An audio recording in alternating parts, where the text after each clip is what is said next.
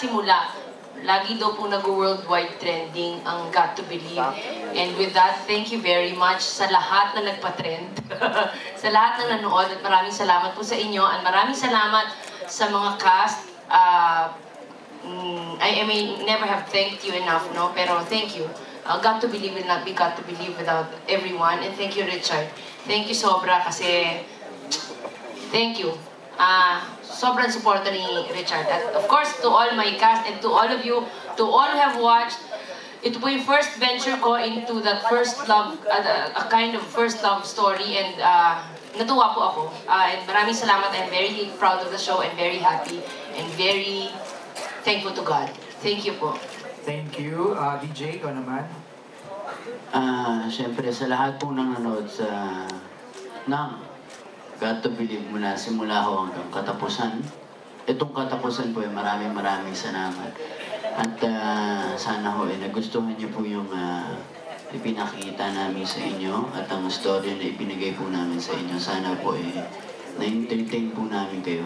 At siyempre, maghihiwa-hiwalay na po kami pagkatapos dito. Nakakalungkot po yun. Siyempre, maraming salamat sa friendship, guys.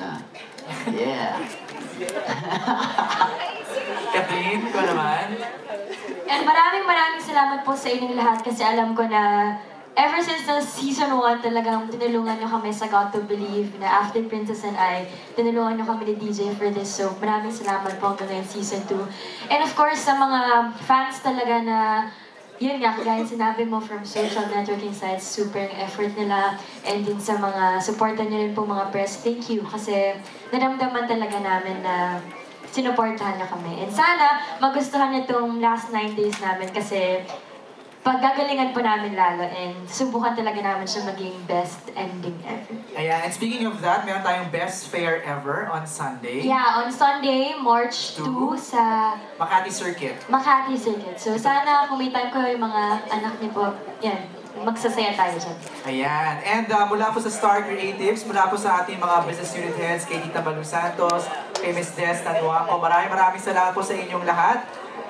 Thank you all for coming and please support the last 9 nights ng Got to Believe. Thank you po sa inyong lahat. Maraming salamat.